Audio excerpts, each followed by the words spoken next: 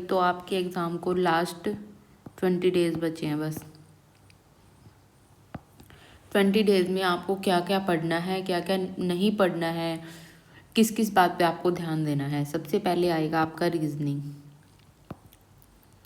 मुझे लगता है सभी की रीजनिंग ऑलमोस्ट हो चुकी होगी। अब आप क्या करिए, प्रैक्टिस। जो आप लोगों का सिलेबस था ना, जिसका होना था वो हो चुका, ठीक है। तो अभी आप लोगों को सिर्फ और सिर्फ किस बात पे ध्यान देना है, प्रैक्टिस पे। प्रैक्टिस मोर एंड मोर, जितनी आप प्रैक्टिस करोगे उतना ज़्यादा आप निखर के आओगे। सेकंड आएगा आपका टीचिंग एप्टीट्यूड।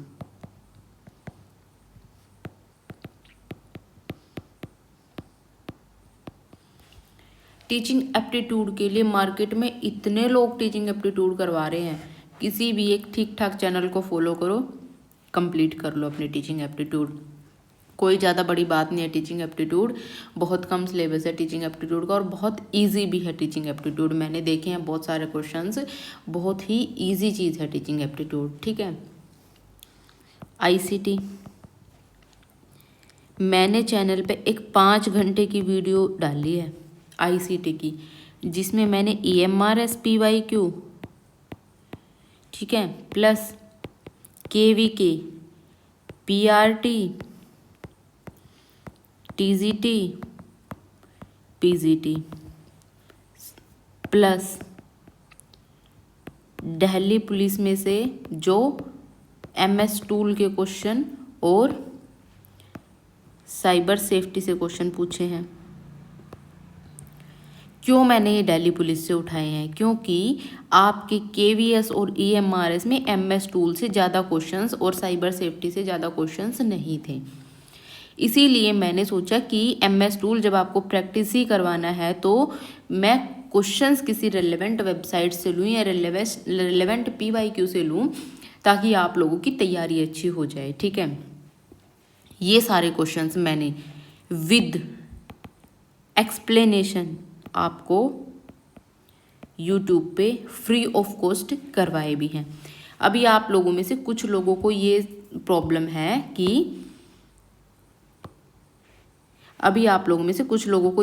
है कि हमें PDF नहीं मिल रही इन सभी नोट्स की। आप लोग टेलीग्राम ग्रुप ज्वाइन करो, डिस्क्रिप्शन बॉक्स में आपको लिंक मिल जाएगा, नहीं तो आपको पेज के अबाउट सेक्शन में जाके मिल जाएगा, ठीक है। वहाँ से आपको टेलीग्राम लिंक ज्वाइन करना है, वहाँ आपको सारी की सारी PDF मिल जाएंगी, ठीक है। आईसीटी की प्रॉब्लम दूर है। 15/15 अगर आप वीडियोस को ध्यान से देखोगे ना, 5 घंटे की वीडियो को, मैं आपकी गारंटी लेती हूँ 15 में से आपके 14 मार्क्स जरूर आ जाएंगे। 15 में से 14 मार्क्स फॉर श्योर, अगर आप वीडियो को ध्यान से देखोगे तो। उसके बाद बचा है आपका NEP है 10 नंबर की, बहुत इजी है NEP। मैंने टेलीग्राम ग्रुप में एक PDF शेयर करी है, जो कि संदीप सर है ना, जिनका DSSB का ग्रुप है, उन्होंने वो PDF डिज़ाइन कर रखी है प्रीवियस ईयर से विद एक्सप्लेनेशन। आप लोग उस वीडियो को PDF को पढ़ो, देखो, उसमें से बाहर कुछ नहीं आएगा। या फिर किसी भी यूट्यूब चैनल को देखो, फॉलो करो। 10 नंबर की NEP है, 2 से 3 घंटे में कंप्लीट हो जाएगी आपकी, ये भी मैंने ज़्यादा बता दिया।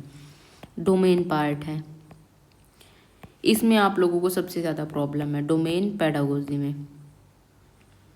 कुछ नहीं है डोमेन पेडागोजी में, एक्सपीरियंशियल बेस्ड क्वेश्चन आएंगे आपके, केस स्टडी क्वेश्चंस आएंगे।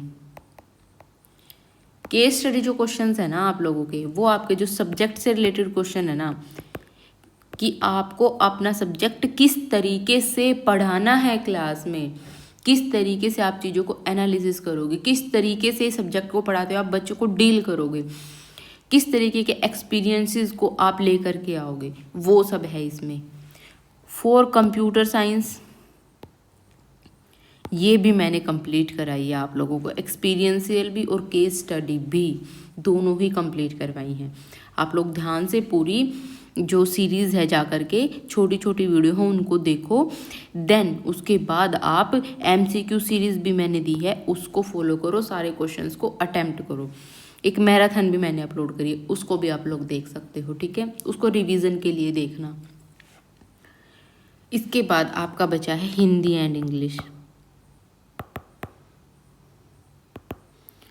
अरिहंत की बुक लो, ज़्यादा बड़ी नहीं है, छोटी सी बुक है, पढ़ो, क्वेश्चन सोल्व करो। क्वेश्चन सोल्व करने के बाद जो क्वेश्चन में डाउट हो फिर दोबारा बुक को उठाओ, पढ़ो, उसी टॉपिक को, पर्टिकुलर टॉपिक को दोबारा पढ़ो।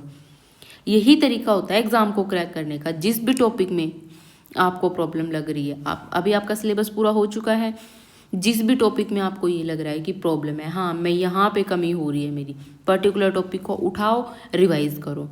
सुबह उठ के मॉक टेस्ट लगाओ, पूरा दिन होता है, फिर उसके बाद 2 घंटे तक कम से भी कम एनालिसिस करो मॉक का, देन उसके बाद देखो कि हमारी कहाँ पे कमी है, देन उसी टॉपिक को दोबारा रिवाइज करो। यही सीक्रेट होता है सक्सेस का, और कोई सीक्रेट नहीं है, कोई शॉर्टकट नहीं है, ठीक है। देन उसके बाद आपका आता है हिंदी इंग्लिश। इंग्लिश के लिए आप किसी भी बुक को फॉलो कर सकते हो, नीतू सिंह की बुक को फॉलो कर लो, ठीक है। या फिर प्रीवियस ईयर अगर मैं कहूँ तो आप लोग जो DSSB के पहले वाले पेपर्स थे ना, उनको फॉलो कर सकते हो। आजकल जो DSSB में इंग्लिश पूछी जा रही है वो अच्छे लेवल की इंग्लिश पूछती है DSSB, तो अभी वाले तो पेपर मत देखना आप लोग, ठीक है। ज़्यादा हाई लेवल के क्वेश्चन नहीं आते इंग्लिश में। हाँ वो बात अलग है कि पिछली बार काफ़ी लोग इंग्लिश की वजह से ही रहे हैं, ठीक है, लेकिन फिर भी ज़्यादा हाई लेवल नहीं आता है। तो आप लोगों को वैसे भी वो 30 में से 12 नंबर चाहिए अब की बार। तो पिछली बार तो क्या था कि आपको 10 में से 4 चाहिए थे हर एक सेक्शन में, हिंदी में अलग चाहिए, इंग्लिश में अलग चाहिए, लेकिन इस बार क्या है 12 टोटल आपको चाहिए 30 में से, ठीक है। तो ज़्यादा टेंशन नहीं लेनी है, सिर्फ एक ही सीक्रेट, आप अपनी प्रैक्टिस करो, मॉक का एनालिसिस करो, जिस भी टॉपिक में आपको डाउट है उसको दोबारा से रिवाइज करो। बहुत लोग ऐसे होते हैं कि जो मॉक को दे दिया, देन उसके बाद कम मार्क्स आए तो डिमोटिवेट हो जाते हैं, परेशान हो जाते हैं। तो ऐसा नहीं करना, शुरू में जब आप मॉक दोगे तो ऐसे ही होता है सभी के साथ। आपकी जो भी किसी क्वेश्चन में प्रॉब्लम है, डाउट है, उसको दोबारा देखो, सोल्व करो, तो यही सीक्रेट होता है। तो अपने सिलेबस को, अगर एक आध टॉपिक आपका रहता है तो 4-5 दिन के अंदर जल्दी से कंप्लीट करो अपना सिलेबस 30th तक, और उसके बाद सिर्फ और सिर्फ प्रैक्टिस करो, क्योंकि प्रैक्टिस बहुत ज़रूरी होती है, ठीक है। Okay guys, bye bye, take care.